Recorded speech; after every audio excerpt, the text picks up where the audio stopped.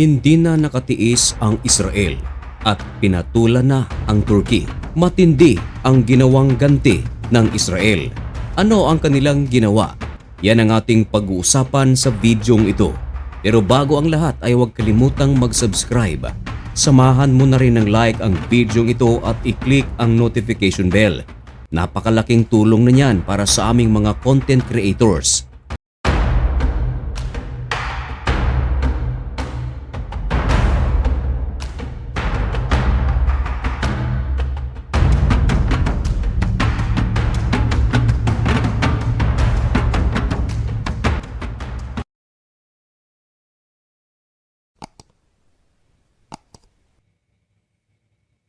Maligayang pagbabalik mga kaibigan. Kumusta kayong lahat? July 2 tayo ngayon, 2026 at nagbabaga at napakabagong balita ang ating ihahatid sa inyo. Ito mga kaibigan ay may kaugnayan sa sigalot na nangyayari sa pagitan ng Turkey at ng Israel. Bago magsimula ang digmaan ng Israel at ng Hamas noong taong 2023, maganda ang ugnayan ng Turkey at ng Israel. Maraming pagkakataon na nagtatawanan si Tayyip Erdogan at Benjamin Netanyahu kapag sila ay nagtatagpo o nagkakaroon ng meeting. Mahigpit na yakapan, mahigpit na kamayan, sabay pangako na magtutulungan sila sa pagpapaangat ng kanilang ekonomiya maging ng kanilang sandatahang lakas. Kung gaano katamis ang kanilang relasyon bago sumiklab ang digmaan sa pagitan ng Israel at ng Hamas, umasim ito ng umasim o pumakla pa nga buhat ng magiganti ang Israel sa Hamas ng Gaza. Hindi lang kasi mga Hamas ang nasawi sa mga ginagawang pag-atake ng Israel sa Gaza. Libo-libo ang mga naitala kahit mga sibilyan, mga bata, babae, matanda ang nasawi sa Gaza. Buhat noon, meron ng mga maaanghang na salita si Tayyip Erdogan laban kay Benjamin Netanyahu. Nagsagawa ng pag-atake ang Israel sa Hezbollah ng Lebanon, merong pangit na salita si Tayyip Erdogan. Nagsagawa ng pag-atake ang Israel sa Houthis ng Yemen, ganun din ang sinasabi ng Turkey. Hanggang sa nagkaroon ng digmaan ang Israel at ang Iran, pero meron pa ring mga pahayag na ginagawa ang Iran sa Israel. Laging sambit mga kaibigan ng Turkey sa Israel na si Benjamin Netanyahu ay nag-commit ng genocide sa Gaza hanggang sa matapos ang digmaan sa pagitan ng Israel, Iran at Amerika dahil nagkaroon na sila ng kasunduan, pinatulan ng Israel ang mga pahayag ni Tayyip Erdogan. Maraming beses na hindi pinapansin ni Benjamin Netanyahu ang mga pahayag ng Turkey laban sa kanya sabagat iniingatan nito ang kanilang magandang relasyon. Pero ngayon mga kaibigan, biglang nag-meeting ang mga opisyal ng Israel. At alam nyo ba mga kaibigan kung ano ang kanilang namitingan? Ni-recognize ng gobyerno ng Israel ang tinatawag na Armenian Genocide. Pirma na lang ni Benjamin Netanyahu ang kulang. Samantala, maging ang Azerbaijan ay nananawagan na huwag itong i-recognize. Sabagat maganda rin ang ugnayan ng Azerbaijan at Turkey. Maganda rin ang ugnayan ng Azerbaijan at Israel. Kung baga mga kaibigan, nasa gitna ngayon ang Azerbaijan sa umaasim na relasyon ng Turkey at ng Israel. Parang ganito ang nangyari mga kaibigan. Pinupukol ng genocidal act si Benjamin Netanyahu ni Tayyip Erdogan sa nangyari sa Gaza. Pero ang resulta ng meeting ng Israel, ito ngayong si Tayyip Erdogan ang pinukol ng genocidal act sa mga panahon ng World War I. Marami sa mga Armenian ang nasawi.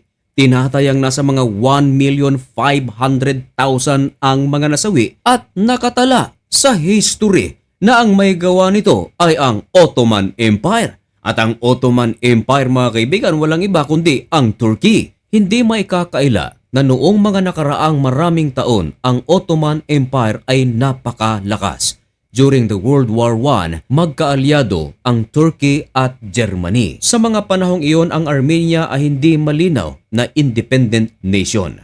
Sila ay naninirahan under the government of Turkey, kung minsan naman under the government of Russia. Iniisip ng Ottoman Empire noon na sila ay tinatraidor ng Armenian.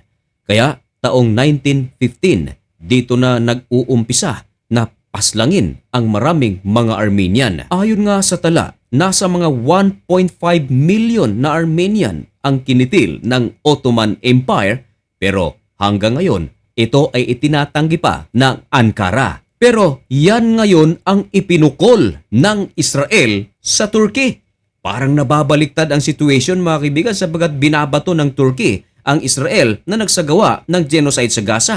Pero ngayon, aprobado na ng gobyerno ng Israel na ang Turkey ay nagsagawa ng genocide sa Armenia. Matinding gulo ito mga kaibigan sapagkat ngayon ay napakatindi ng alitan ng Turkey at ng Israel. Kung sakaling magkagera mga kaibigan, itong Israel at Turkey, marahil ang Turkey na ang pinakamalakas na magiging nakagera ng Israel. Maraming beses na nating narinig na ang Gaza ay pinadapa ng puwersa ng Israel. Ganon din ang Lebanon, ganon din ang Houthis at ang pinakabago mga kaibigan, ang Iran. Medyo malakas din ang Iran pero hindi hamak na mas malakas ngayon ang Turkey. Kung sakaling magkagera ang dalawang bansang ito, napakalaking gulo nito mga kaibigan. Ang Turkey ay bahagi ng NATO. Kung sakaling magkagera ang Turkey at Israel, tutulungan kaya ng NATO ang Turkey? Hindi rin maikakaila mga kaibigan na ang Israel marami ding kaibigan na kasapi ng NATO. Isa riyan ay ang United States of America, UK. Kaya isa itong palaisipan at isang napakalaking tanong kung sakaling magkagera ang dalawang bansang ito. Ano ang gagawin ng NATO? Minsan na ring nakita ng buong mundo mga kaibigan ang behavior ng NATO. Nang ang United States of America ay naharap sa digmaan laban sa Iran pero hindi nangialam ang NATO. Marahil kung magkagera ang Turkey at Israel, malaki rin ang possibility na hindi mangingialam ang NATO. Pero hindi natin alam ang iniisip ng mga lider ng mga bansa na kasapi ng NATO. Now, kung ating ipagkukumpara mga kaibigan ang Israel at Turkey, of course, mas malaki ang Turkey. Sa tao pa lang mga kaibigan, malaki ang Turkey. Malaki ang lamang nito. Pero sa air power mga kaibigan, walang binatbat ang Turkey. Kilalang kilala ang Israel sa pagiging superiority nito sa air attack. Pero sa land power, naval power, talo ang Israel mga kaibigan. Maging sa financial ay hindi rin papatalo ang Turkey. Malaki rin naman ang budget ng Israel pero mas malaki ang budget ng Turkey. Pero ayon sa ating mga kaibigan, mga commenters, maaaring lamang ang Turkey sa iba't ibang bahagi ng kanilang defenses pero ang Israel meron itong hinahawakan na Diyos na makapangyarihan sa lahat. Mga kaibigan, ano ang inyong masasabi tungkol sa usaping ito? Ipaalam ang inyong mga opinyon at komento dyan sa comment section at malugod ko po iyang babasahin. Mga kaibigan, hanggang dito na lamang muna ang videong ito. May God bless you and thank you so much for watching. Goodbye.